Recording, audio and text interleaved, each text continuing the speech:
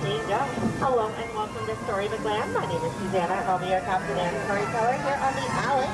For your safety, we do ask that everyone remains seated, keeping all hands, arms, feet, and legs inside the boat at all times. Please supervise your children so you don't want our ship to take any unexpected turns. When most people venture to the Great Lakes somewhere, they do so through the pages of a book. But those who are lucky enough to venture with us in person, well, we like to travel a little bit differently. We like to travel to the John Monstro the Whale. Not a Matata, my friends, that means so worried. He's just here to help transport us to a magical place called Storybook Land. Where monsters stand in, our tale begins, and our tale begins with the tale of the big bad wolf. His cave is coming up on our left. He's always huffing and puffing, trying to blow down the homes of the three little pigs. Luckily, they live across the way in their houses of straw, sticks, and of course 100% guaranteed wolf-proof spring. Next, around the river bend, our story takes a strange turn to the quaint English village that is home to Alice, where one golden afternoon she followed the white rabbit down the rabbit hole and fell down into Wonderland.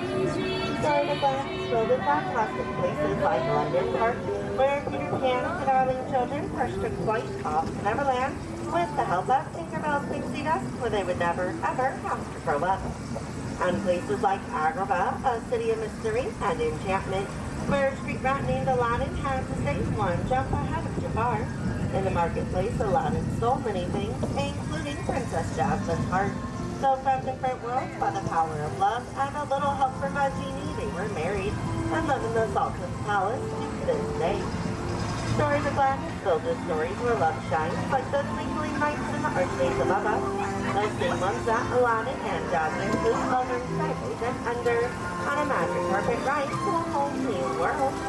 These good stories are filled with love and light. They have their dark places as well, full of mystery, like the Cave of Wonders up ahead. It's treasured fair curse that can only be lifted by the genie of the lamp. Legend has it that whoever sets the genie free will be granted 3 wishes. Let's all make a wish and see if it comes true.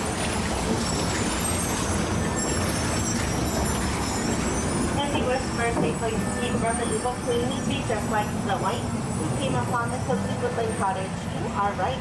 Home of the 7 doors, so when thanks for her kindness gave her shelter. If you listen closely, you might even hear them whistle while they work. Cinderella wished to go to the ball, but her wicked stepmother forbade it, leaving her at home.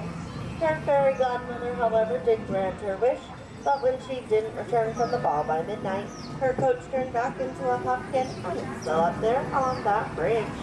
Magic may have its limits, but thankfully love does not.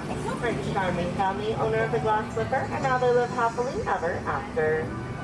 A dream is a wish your heart makes, and like wishes, dreams do come true. Whether it's dreams of happily ever after, or simply drifting off to sleep on a hill of quilted flowers like the one in our left. Inspired by the 1933 children's symphony cartoon called Aladdin. There's magic everywhere. I think they're used to it already. Even in the 100% real miniature trees and plants that will never have to grow up into the enchantment of Cinderella. A dog was part of what made this a favorite of master storyteller Walt Disney and continues to inspire stories. Stories of adventure like that of the Wind in the Willow, Football, Rat, and Mr. Toad. His stately manner is coming up on our left. Sorry folks, it looks like Jay Thaddeus Jones isn't home.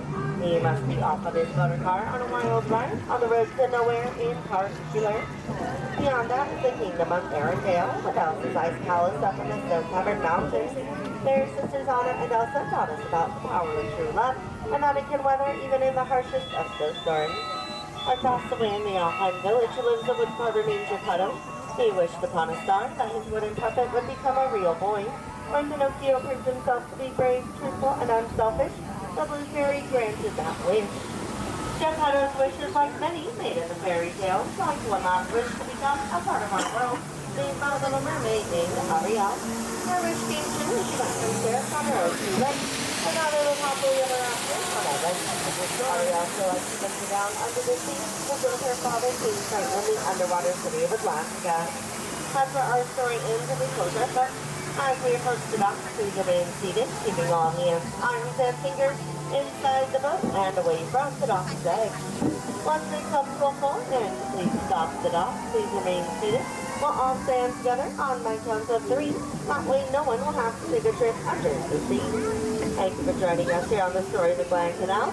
And on behalf of all the storytellers, I want to wish you a magical rest of your visit here at Disneyland.